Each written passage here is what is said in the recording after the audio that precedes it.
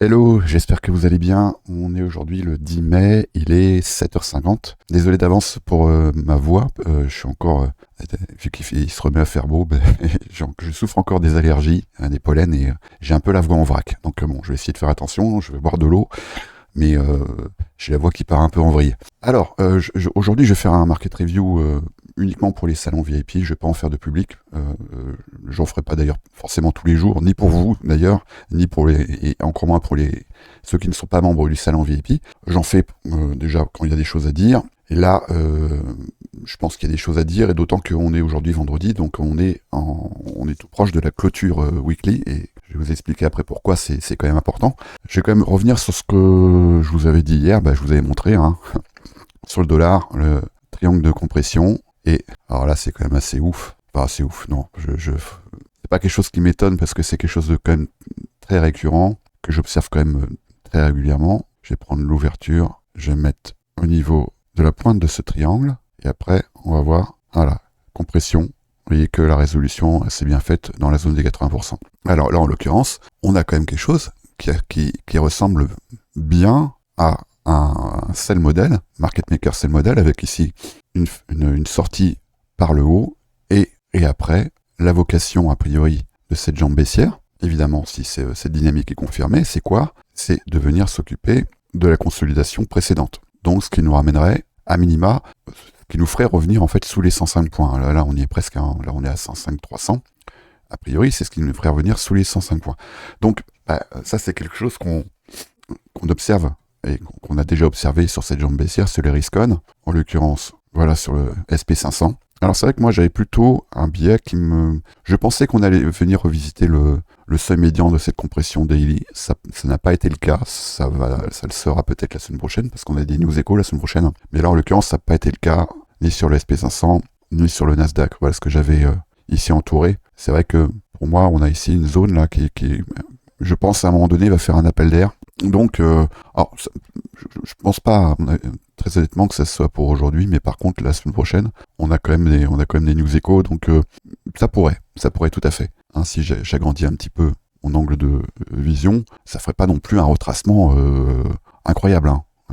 Voilà, ce qui nous ferait éventuellement revenir retester ici cette jambe impulsive là, pour après, après on sait pas ce qui va se passer. Mais c'est vrai que si là, je mets en daily sur le dollar, eh bien, on voit qu'on est venu retester ici une impulsion baissière, et que là, pour l'instant, on reste, à mon avis, dans un contexte de dynamique baissière qui, je pense, va nous ramener, et ça c'est mon biais depuis un moment, j'en parle depuis le début du mois, revenir travailler dans cette zone, ici, dans cette imbalance daily sur le dollar. Voilà, donc pour l'instant, moi je ne vois que de l'upward sur les risk-on, à ceci près qu'il faut se méfier parce qu'on est vendredi, et que je vous avais annoncé le week-end dernier une semaine haussière. Enfin, je vous avais dit que j'avais moi un biais haussier pour la semaine. Ça s'est vérifié. À ceci près que ceux qui ont déjà étudié le TGIF, Thanks God It's Friday, savent qu'on peut s'attendre le dernier jour de la semaine à un petit retracement. Alors, maintenant, si on fait un peu le bilan là, des quelques positions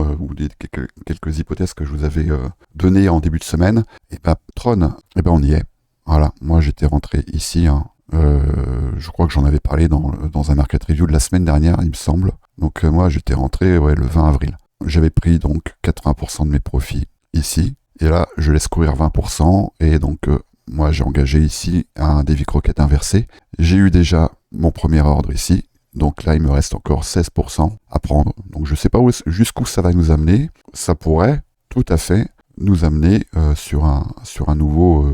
alors c'est pas un ATH, mais en tout cas ça serait un plus haut annuel. Oui, ça serait un plus haut annuel. Là pour l'instant, moi je vois quelque chose d'assez bullish sur TRX, si ce n'est quand même que là, on est quand même dans un contexte, si je vais en daily, de break de structure. Donc, je serais pas non plus étonné que ici, on puisse, si on doit avoir une réaction baissière sur Tron, c'est ici. Donc, moi, je vais prendre mes profits. Et puis, éventuellement, je pense que si ça doit retracer, je compte pas passer à break-even avant cette zone. Parce qu'on pourrait être tout à fait, ça serait pas du tout déconnant, qu'on vienne travailler ici, qu'on vienne retester ici ce breaker, pour après aller plus haut. Donc, c'est sûr que je vais pas passer à break-even avant. Par contre, vu ce que j'ai pris déjà comme gain, Pour moi, c'est pas du tout gênant, voire même, pourquoi pas, de me faire stopper, en fait. Mais je vais pas attendre, évidemment, de me faire stopper.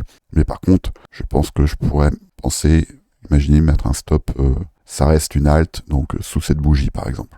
Légèrement, stop loss, légèrement gagnant, ici. Bon, sachant que là, j'ai déjà pris 80 plus 4, ça fait donc 84% de mes gains. Donc, je m'en fous un petit peu. Elle pourrait s'arrêter là, cette position, elle est gagnante. Alors après, je vais aller voir je crois que j'avais partagé une charte. En tout cas, je l'avais partagé en privé avec Tonton. Voilà le point d'entrée que moi, j'attendais.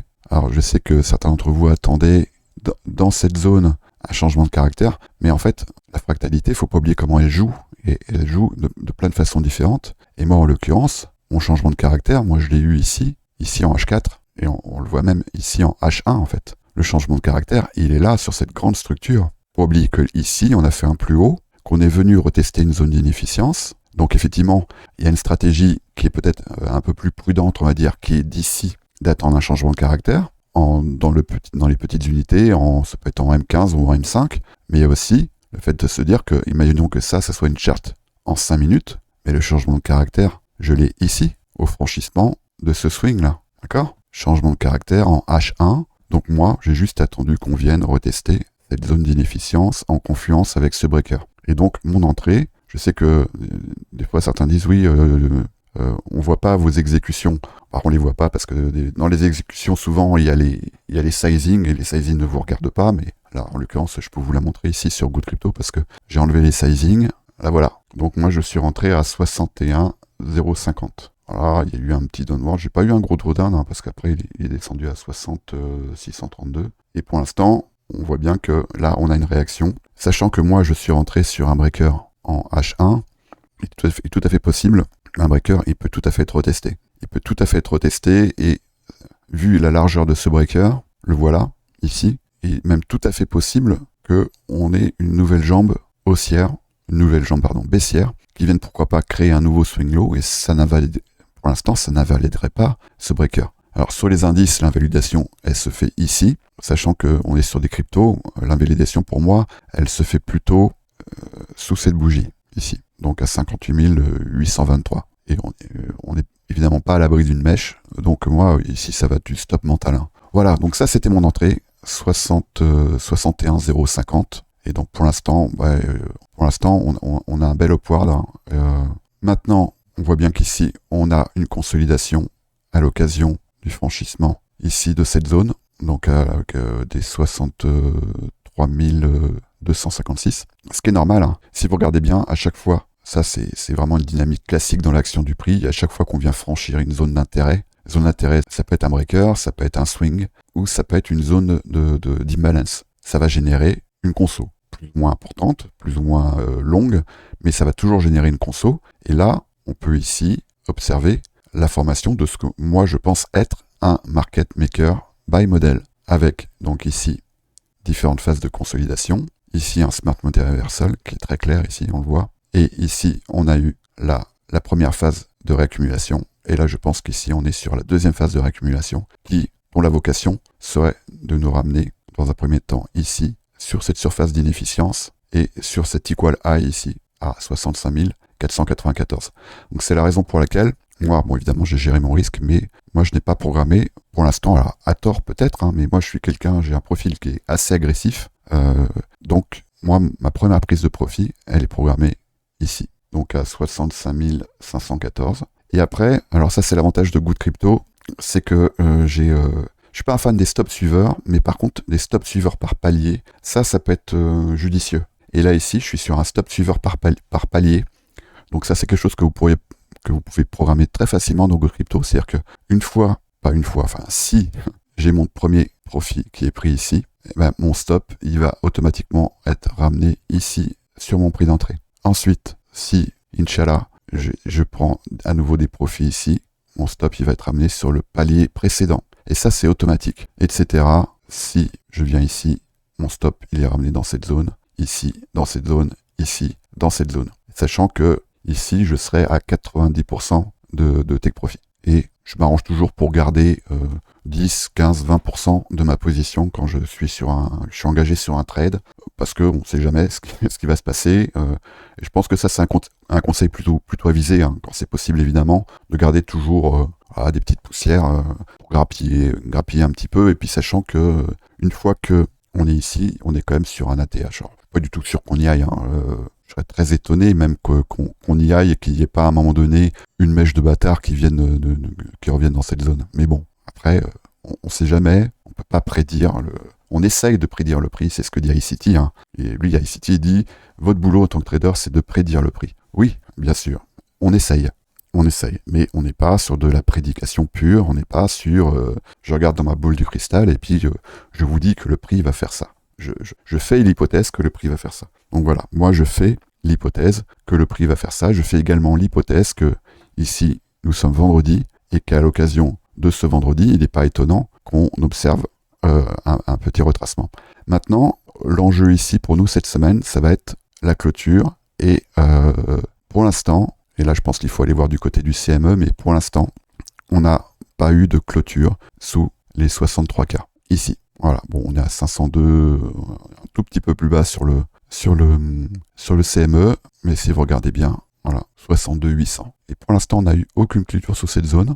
Ah non, là, ça c'est la bougie qui n'est pas encore clôturée là-bas. Si je prends les bougies clôturées, donc sur le CME, 62 590, et là sur Binance, 63 900. Ouais, pour l'instant, on n'a pas eu de clôture en dessous. Pour l'instant, tout ce qui est venu sous cette zone, donc dans la zone de l'ATH, c'est absorbé. Absorbé par qui? Je sais pas, par une éponge, mais c'est absorbé. Donc, bon, là, moi, j'aimerais que ça serait quand même assez encourageant pour la suite qu'on n'ait pas de clôture sous les 63K, 62 500, quoi. Et pour l'instant, ça en prend le chemin. On reste quand même sur une bougie baissière. Donc c'est vrai que quand je vous ai annoncé une semaine haussière sur les Riscoin, c'est vrai que Bitcoin, il a quand même commencé la semaine, si je l'affiche. Alors, on va l'afficher ici. Ça, c'est quelque chose que je vous encourage à faire, hein, pour avoir une vision un peu d'ensemble.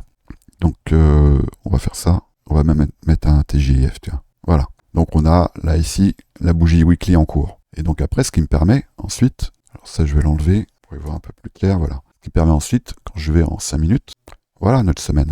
Donc, effectivement, on a commencé par, ici, une prise de liquidité. Mais après, effectivement, ici, on a une semaine sur Bitcoin, en tout cas, qui a été plutôt baissière. Si je regarde par contre sur les indices, voilà, début de la semaine, voilà la semaine qu'on a eue sur le SP500, et voilà la semaine qu'on a eue sur le Nasdaq. Donc là, c'est quand même assez éloquent, hein, cette décorrélation qu'on peut observer, et c'est pas la première fois, entre Bitcoin et les indices Riscon.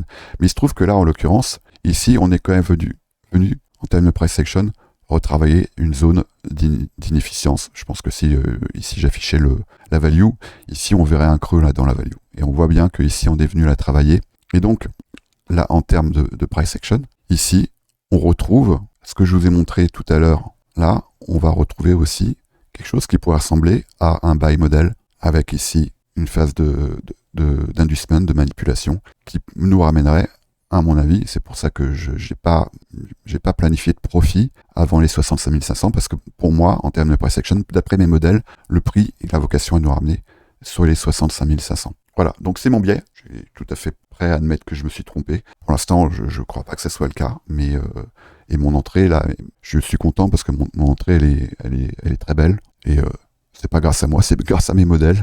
Donc mais j'ai quand même le droit de m'en satisfaire, voilà mon entrée. Bon, méfiance quand même aujourd'hui, parce que c'est pas forcément ici, là, que je vais encourager une entrée, ça serait pas forcément ce qu'il y a de plus propre. Si vous voulez envisager, si vous avez du mal à vous décider, et que vous dites merde, j'ai loupé le train, est-ce que je peux rentrer maintenant? Là, on n'est pas forcément dans quelque chose de très confortable.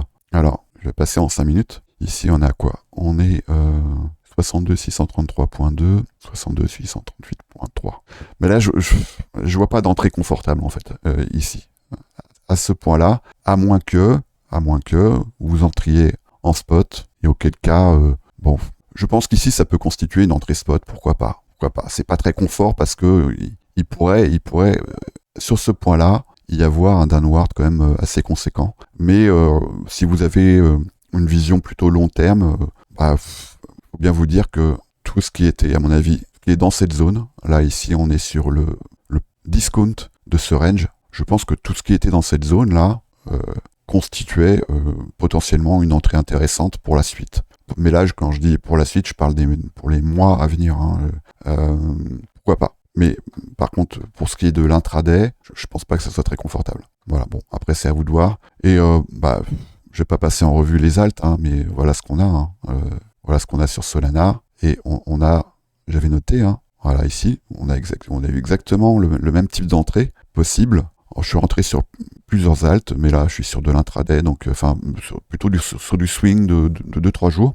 Donc j'ai pris mes profits là, il me reste encore Tron, voilà, sur lequel j'ai encore des profits à prendre, mais tout le reste, mes profits ils sont pris. Qu'est-ce que je peux vous montrer? Voilà, on avait vraiment un trait intéressant là sur Mana, sur BNB, sur Matic aussi, là, sur ce point-là, avec une sortie ici, dans cette zone d'imbalance. On va probablement aller plus haut, mais moi je suis pas forcément très à l'aise pour laisser mon argent trop longtemps sur les marchés. Donc dès que je peux sortir avec des gains, je les prends. Voilà. Ethereum, pour l'instant, moi j'observe également quelque chose qui pourrait ressembler ici à un buy model. Alors où est-ce que ça va nous ramener? Je pense très honnêtement que ici le job il a déjà été fait, donc si ça doit nous ramener quelque part, je dis bien si, ça pourrait nous ramener ici dans la zone des 3000, entre 3160 et 3190, et plus si affinité. Bon, méfiez-vous quand même du vendredi, notamment de la clôture, donc c'est-à-dire à partir de entre 13h30 et 16h, et plus précisément plutôt entre 15 et 16h, heure de New York. Ça nous fait donc du 20h à 21h, heure française.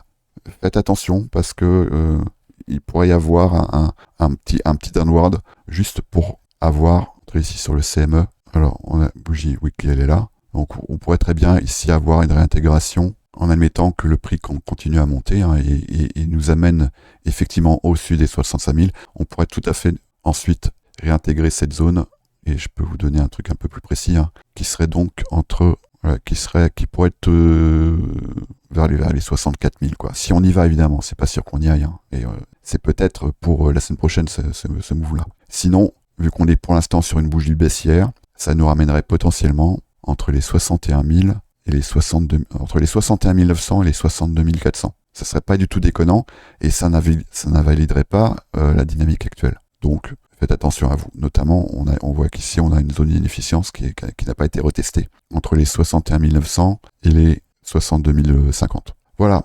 Bon, bonne journée, faites attention à vous, et puis je reprendrai tout ça, je ferai, je pense, un weekly review samedi ou dimanche. Allez, bonne journée.